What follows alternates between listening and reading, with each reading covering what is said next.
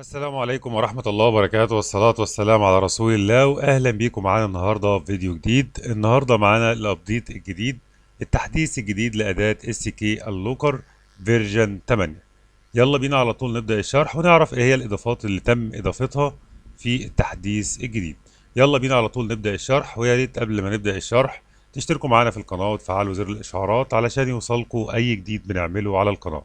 يلا بينا على طول نبدأ الشرح. اهلا بيكم معانا النهارده مره تانية، والنهارده هنتكلم عن التحديث الجديد وازاي تقدر تعمل ابديت بطريقه سهله جدا.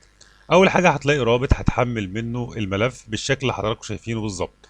طبعا هتلاقي الاداه عندك الاصدار 7 بنفس الشكل، فهتحذف ده وتثبت ده مكانه وتبدا تفتح الاداه كمسؤول، مش اكتر من كده. فالموضوع سهل، وهتسجل طبعا بالايميل الخاص بيك اللي سجلت بيه في الاصدار 7، والباسورد هو يعني مفيش اي تغيير. كل اللي انت هتعمله هتحذف الايقونه الخاصه بفيرجن 7 وتحط مكانها فيرجن 8.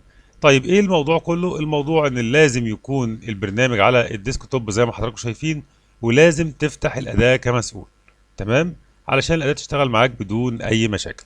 طيب تعالوا مع بعض كده نفتح الاصدار فيرجن 8 ونشوف مع بعض الإصدار، ونشوف إيه هي المميزات اللي موجودة فيه أو الإضافات اللي تم إضافتها في الإصدار الجديد. زي ما حضراتكم شايفين ده فيرجن 8 هيفتح معاكم بنفس الطريقة دي. طبعا أول ما تشوف الفيديو ده اعرف إن الإصدار رقم 7 واقف، وهتلاقي الإصدار الجديد زي ما حضراتكم شايفين. أول حاجة طبعا بتسجل بيه اليوزر نيم اللي هو الإيميل بتاعك اللي أنت سجلت بيه في فيرجن 7، وطبعا كلمة السر الخاصة بيه. كل اللي هتعمله تضغط لوج إن. هتلاحظ ان الايقونه بدات تتحرك معانا بالشكل ده، وده يدل ان احنا سجلنا الدخول بالفعل. بعد كده ابدا اشتغل بالطريقه اللي انا عايزها. اي عمليه بقى انت عايز تروح لها روح اشتغل طبيعي، مفيش اي مشاكل. طيب اول حاجه معانا قائمه سامسونج، تم عمل اصلاحات كتير جدا فيها، وطبعا حل بطء تفعيل الاي دي بي، وتم اضافه احدث اصدارات من ملفات الاي تي لتفعيل وضع الاي دي بي، والموضوع هيبقى سهل جدا جدا. طيب تعالوا نشوف مع بعض كده واجهه سامسونج والشكل الجديد بتاعها او التطورات اللي حصلت فيها. طيب لازم نكون فاهمين هنا يا جماعه يعني ايه وضع الاي دي بي، ويعني ايه وضع الام تي بي، ويعني ايه وضع الداونلود مود. وضع الاي دي بي انك مفعل خيارات المطور او تصحيح الاخطاء. وضع الام تي بي يعني الجهاز فاتح بقى على على اللغه في البدايه خالص بعد الفورمات، المهم الجهاز شغال سواء عليه رمز او مش عليه معلهوش رمز، سواء عليه رمز او مش عليه رمز، في الكلا الحالتين ده وضع اسمه ام تي بي، تمام. والكلام ده طبعا على جميع الاجهزه. فزي ما حضراتكم شايفين احنا معانا جهاز دلوقتي، الجهاز ده معمول له ضبط مصنع من الريكفري، واقف على حساب جوجل. لو جينا نعمل ريد انفو كده، تعالوا نشوف مع بعض الريد انفو بتاعه. علشان تعرف تتعامل مع الجهاز لازم تكون عارف الوضع اللي فيه الجهاز، من خلاله هتقدر توصل بسهوله. يعني معلش شفت ناس كتير جدا مشتركه معانا تيجي تقول لي انا بعمل جهاز مثلا ام تي كي والاقيه فاتح قائمه سامسونج عمال يعمل ريد انفو فيها. فلازم تبقى عارف الجهاز اللي انت شغال فيه علشان الموضوع يريحك وتقدر تحل المشكله بدون اي مشاكل. فزي ما حضراتكم شايفين قرايه واضحه وكامله بشكل كامل جدا. الموضوع بقى اسهل واقوى جدا جدا من الاول بكتير، وتم دعم كل ملفات تفعيل الاي دي بي الجديده لاخر اصدار. يعني تقدر تعمل انيبل او تفعيل لوضع الاي دي بي. طيب ده بالنسبه لقائمه سامسونج. دي الاضافات اللي تم اضافتها مؤخرا فيها في التحديث الثامن. بالنسبة لقائمة ابل هتقدر تعمل باسكود بدون اي مشاكل وبدون اي اخطاء. كل الفكرة ان انا منتظر جهاز بس يدخل لي علشان اعمل لكم شرح فيديو عملي على الباسكود. لكن الباسكود يا جماعة الموضوع سهل جدا. انت بتدخل الجهاز في وضع الدي اف يو، تمام، وبعدها بتعمل شيك ديفايس. شيك ديفايس ده هو بيعمل باوند لوحده بشكل تلقائي. بعدها بيديك العملية التالية من نفسه، يعني دي بتقفل بعد ما تخلص وبيديك ضن هنا، وبيخيرك بقى انت عايز هل الجهاز اللي معاك الاي او اس بتاعه من 12 ل 15 ولا 16 واعلى. لو على حسب الفيرجن اللي معاك بقى، لو معاك من 12 ل 15 اختار الايقونه دي. لو معاك 16 واعلى علشان يعمل بوت هنا بتختار ايقونه 16. بعد كده بتعمل باك اب لملفات الباسكود، وبعد كده ريستور عشان تقدر تعمل اكتيفيشن. هو اول ما يعمل معاك باك اب اصلا بيطلب انه يعمل ضبط مصنع للجهاز، بيفرمت الجهاز، وبعدها بتدخل الجهاز دي اف يو تاني وتقدر تعمل اكتيفيت او ترجع الملفات بتاعه الباسكود، وتقدر تعمل ريد انفو للاكونت عشان تعرف الحساب اللي موجود على الجهاز. طبعا ان في ناس كتير جدا فاهمه الموضوع، والموضوع مش هينفع يتشرح بشكل نظري، لكن الفيديو ده تقديمي على التحديث ولازم يكون نازل علشان خاطر الناس تعرف ايه هي الاضافات اللي تم تحديثها في البرنامج بتاعنا. بعد كده هنروح لقائمه كيرن اللي ظلمناها في الشرح اللي فات، لكن هنبدا نعمل عليها شروحات كتير جدا الفتره اللي جايه. اللي تم اضافته هو كيرن 710، وتم تجربته بشكل عملي، ونزلت في اكتر من صوره على الجروبات الخاصه بينا علشان الناس تعرف ان المعالج نفسه شغال بشكل كامل وبدون اي مشاكل. طبعا هتقدر تشيل الاف ار بي بطريقه سهله جدا. طبعا قائمه كوالكوم تم تعديل فيها بشكل كبير جدا، وتم دعم عمليات عشان خاطر الناس تسهل عليها اكتر من كده.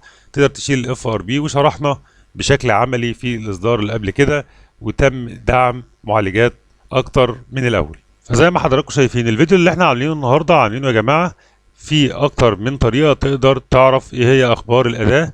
زي ما حضراتكم شايفين، اول حاجه القناه هنا هتلاقي عندنا اكتر من فيديو شرح للاداه. تاني حاجه عندنا الموقع الخاص بالاداه، هتلاقي فيه اخر اصدار تقدر تنزل تحت كده وتعمل داونلود للاداه. طبعا ده لو انت مش عارف التحديث نزل ولا لا، تقدر تشوف الفيرجن اللي هنا على الداونلود وتعرف هل نزل ولا لا. يبقى احنا عندنا القناه بتاعتنا، اول ما ينزل تحديث هتلاقي فيه فيديو موجود زي النهارده كده. عندنا الجروب الخاص على الفيسبوك، والحمد لله وصلنا تقريبا 14,000 مشترك في الاداه بتاعتنا. هتلاقي كل العمليات موجوده زي ما حضراتكم شايفين. طيب عندنا ايه تاني؟ عندنا جروب على الواتساب ده خاص بالمشتركين فقط، وعندنا جروب على التليجرام تم انشاؤه للمشتركين فقط. فصعب بعد كل ده اجي الاقي حد بيسالني بيقول لي يا هندسه التحديث نزل ولا لا. فده من الاسئله اللي تبقى غريبه جدا يعني. فحضرتك انت عندك اكتر من 6 منصات بيشرحوا لك ان التحديث نزل. تابع واحده منهم بس، يعني على الاقل تابع منصه واحده، سواء فيسبوك او واتساب او يوتيوب او تليجرام، اي حاجه من دول. اختار المنصه اللي تعجبك وتابعها. فحرام يكون التحديث نازل بقاله اكتر من حوالي 20 يوم، والاقي ناس مفعلين معانا المفروض متابعين معانا بيسالوني هل التحديث نزل ولا لا. فتخيل اللي بيحصل يعني. عملت شويه حاجات في الاداه كده، يعني مثلا السكرين شوت. لو انت جيت تاخد سكرين شوت كده هتلاحظ ان الاداه بتعمل لك فولدر على الديسكتوب في كل الملفات اللي هتلاقيها، زي السكرين شوت اللي احنا خدناه دلوقتي هتلاقيه موجود هنا، بحيث تلاقي الملفات قدامك تقدر تشتغل فيها، او لو احتجتها في حاجه تكون موجوده عندك. الفكره كلها ان تم اضافه معالجات بشكل كبير جدا، تم اصلاح في قائمه سامسونج بشكل كبير وتعديل بشكل كبير جدا، واضافه كيرن 710، والام تي كي تم تحديثه بشكل كبير جدا زي ما هنشوف مع بعض. لو رحنا على قائمه يونيفرسال هنلاقي هنا عندنا بيزك وادفانس وادفانس 2. طبعا من الاضافات القويه جدا اللي تم اضافتها في قائمه يونيفرسال وهي ادفانس. عندنا هنا 3 قوائم لازم ناخد بالنا منهم. ال3 قوائم دول فيهم عمليات كتير جدا. بالنسبه لقائمه ميديا تك وقائمه يونيفرسال هننزل تحت خالص هنلاقي عندي قائمه اسمها بيزك وادفانس وادفانس 2. اللي تم اضافتها هي قائمه ادفانس 2، وتقدر تعمل من خلالها فيكس او اصلاح لملفات الدي ال. بيجي لك الاجهزه دي، والاجهزه دي من اشهر العيوب اللي بتيجي فيها او المشكله اللي بتيجي فيها، الرساله اللي بتجي لك عند الافتتاحيه والجهاز مش بيفتح. هي مشكله ملف الدي ال، تقدر تعمل له اصلاح من هنا بضغطه واحده وبدون اي مشاكل. تم اضافه ريموف للديمو من اجهزه فيفو، وازاله الديمو من اجهزه اوبو بضغطه واحده وبطريقه سهله جدا. وتم اضافه عمل اصلاح لمنطقه اليوزر داتا في حاله وجود مشكله بسببها بالنسبه لاجهزه الام تي كي. القائمه دي مهمه جدا جدا للناس اللي فاهمه سوفت وير، علشان ما تدخلهاش في متاهه كبيره جدا زي تنزيل سوفت وير بشكل كامل بسبب ملف الدي ال. هتلاقي عمليات كتير جدا تم اضافتها بشكل كبير وقوي، وبشكل عام بيتم تحديث الاداء بشكل مستمر الحمد لله. وكمان شغالين على فيرجن 9 حاليا، يعني بامر الله فتره قريبه جدا وهتلاقي اضافات كتيره جدا جدا. واوعدكم في فيرجن 9 هتلاقي امكانيات رهيبه جدا موجوده في الاداء. طبعا قائمه الاس بي دي دلوقتي تم تحديثها بشكل كبير جدا، وقائمه وان كليك دي القائمه دي لسه بيتا تحت التجربه، يعني مفيش حد هيعرف يشتغل بيها حاليا. اول ما نتاكد ان القائمه دي تمام وجربناها على كل الموديلات اللي فيها، هتبدا تظهر عندكم بشكل تلقائي وبدون اي مشاكل. الفكرة كلها اللي عايز اوضحه ان التحديث اخر مرة هيكون، يعني المرة دي اخر مرة هيكون من خلال رابط. بعد كده هيكون التحديث بشكل تلقائي. طب هيكون بشكل تلقائي ازاي؟ هوريكم زي ما حضراتكم شايفين كده. دي ايقونة الاداة زي ما حضراتكم شايفين. هنبدأ نعمل فتح كمسؤول، وطبعا لازم نكون متأكدين ان هي على الديسكتوب وقافلين الانتي فيروس. هنبدأ نستنى ثواني كده لما تبدأ تعمل فك لملفات الأداة، وبعدها تفتح معانا ونشوف ايه اللي هيظهر لنا لما نيجي نحدث لفيرجن 9. يعني بعد كده مش هنحمل من رابط، الأداة هتبدأ تحدث نفسها بشكل اوتوماتيك بداية من فيرجن 9. الشوية اللي هنتكلم فيهم دول شوية رد على أسئلة لإخواتنا المشتركين معانا في الأداة. زي ما حضراتكم شايفين هنا الأداة هتبدأ تفتح معايا بشكل طبيعي جدا. تعالوا بقى نشوف مع بعض هنا فيرجن 8. لو احنا منزلين فيرجن 9، شوف اللي هيحصل معانا بالظبط. يعني الابديت هيبدأ يشتغل معانا بالشكل ازاي. زي ما حضراتكم شايفين بالظبط، لو احنا عملنا فيرجن 9 بأمر الله، هيبدأ يظهر معاك الأيقونة دي بالشكل ده بالظبط. هتضغط هنا على ابديت، هيتم تثبيت التحديث الجديد بشكل تلقائي، وتثبيته ليك على الديسكتوب هنا وحذف القديم. يعني مش هتحتاج رابط نهائي بعد فيرجن 8 بأمر الله. طبعا احنا كده وضحنا شوية حاجات كتير جدا. طبعا بأمر الله الفترة اللي جاية هيتم تنزيل فيديوهات بشكل كبير اكتر من كده. طبعا انا كنت مضغوط في التحديث وده سبب تأخير ان انا نزلت فيديوهات، لكن اخويا عماد صاحب قناة هيفيدك نزل، ومحمد سوفت نزل، فكلنا بنكمل بعض في تنزيل الشروحات علشان الكل يستفاد من الأداة بشكل قوي. طيب اول حاجه يا جماعه ان احنا نبهنا ان احنا عندنا 6 منصات لشرح الاداء. ما تجيش تسال سؤال موجود في ال6 منصات ومتكررين في ال6 منصات.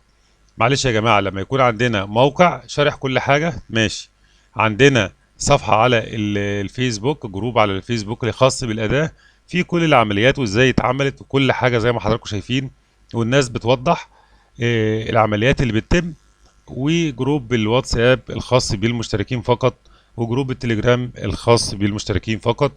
ما تجيش تسألنا على تحديث بعد كل ده، يبقى حرام عليك يعني. خلينا حتى في جهاز في مشكلة في خطأ نقدر نضيفه أو نقدر نحدثه بشكل كويس. طبعا على قد ما قدرنا عملنا لكم فيديو سريع كده عشان خاطر نزلنا التحديث الجديد. الفترة اللي جاية أوعدكم إن هنزل فيديوهات شرح عملي علشان الناس تفهم تشتغل إزاي بطريقة سهلة جدا. أنا شرحت برضو شرح عملي في الفيديو اللي قبل ده، لكن الفترة اللي جاية هزود شوية من الشروحات العملي. وبكده النهاردة يكون الفيديو انتهى، وما تنسوش تدعمونا بالاشتراك في القناة وتفعيل زر الجرس علشان يوصلكم أي جديد بنعمله على القناة. والسلام عليكم ورحمة الله وبركاته.